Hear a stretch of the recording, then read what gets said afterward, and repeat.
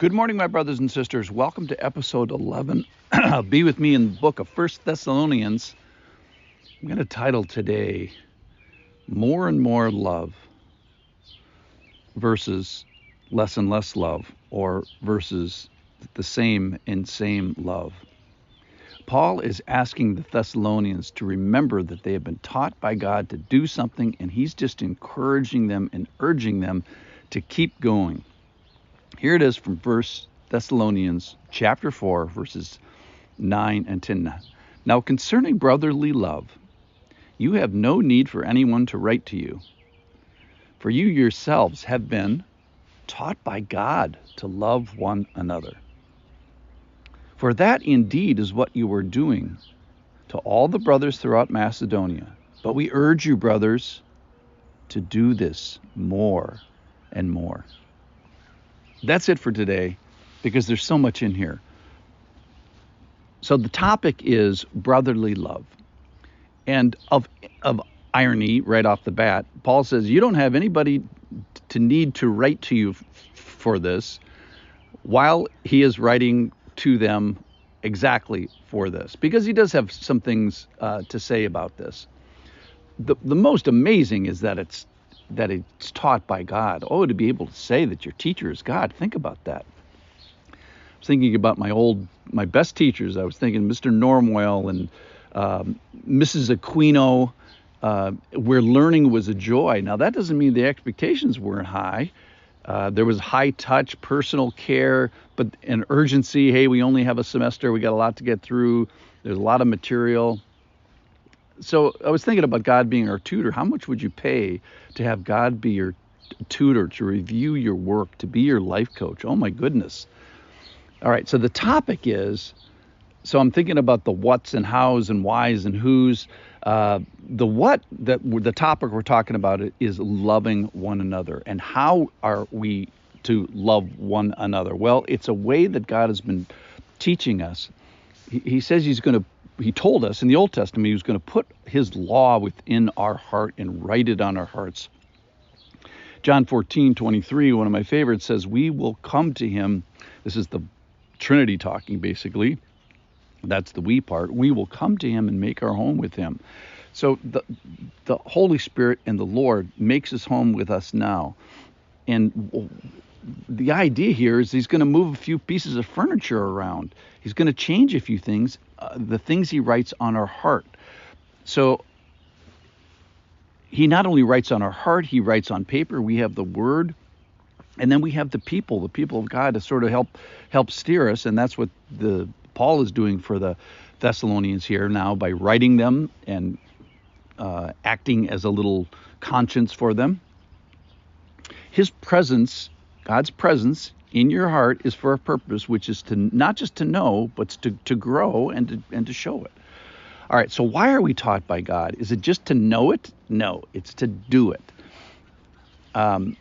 Who are my duties? Who are they owed? Well, start with the church. The people in this passage are the brothers in the church, brothers and sisters. Then if you don't have that, stop what you're doing and start doing that. And then if you have extra and you want to join the PTA and you want to coach a basketball team, then fine. All right, I want to camp on this little phrase here, the more and more part about us. So how is it a way that my love for one another's is to be characterized? Well, the answer is more and more. So if we ask the question, well, how's your love going?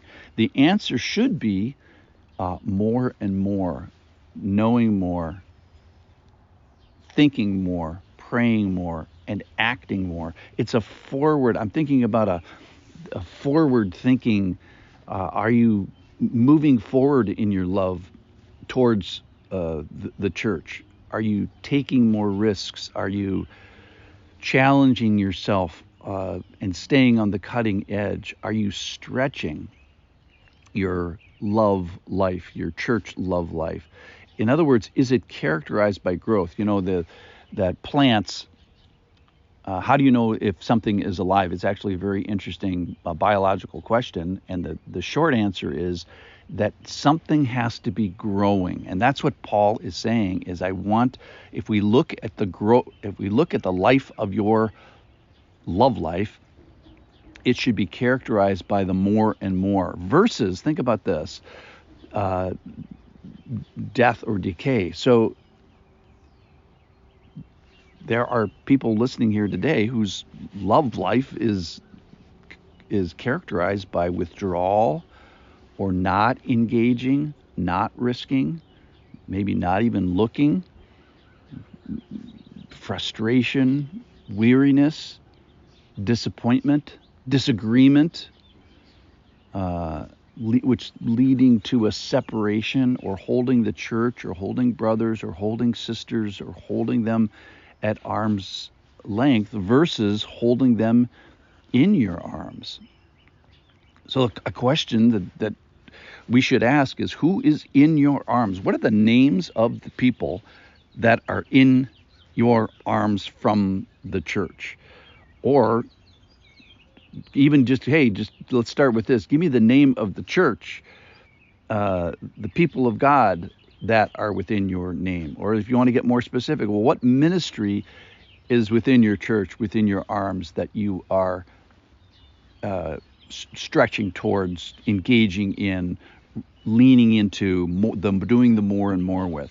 Who is in your arms? Another good question. I just recently went to a funeral of a 90-year-old plus person, and the thing that was called out over her over and over was she finished well. So even at 90 plus years old, amidst all the challenges of the decline of being 90 years old, the thing that was said about her was more and more. She loved more and more, finished well, finished that way in the family, her personal family, and in the family of God. So a call today is, hey, have some people to love. And if you don't have a body to love this Sunday, go get one. And if you don't like the one you run into, ask them there is, hey, this isn't the place for me. Can you recommend another church? That's where you'll get the best recommendations for churches. And ask yourself, does my love life of people in the church, is it characterized by the more and more versus the less and less? My encouragement today, go love more and more. Thanks for listening.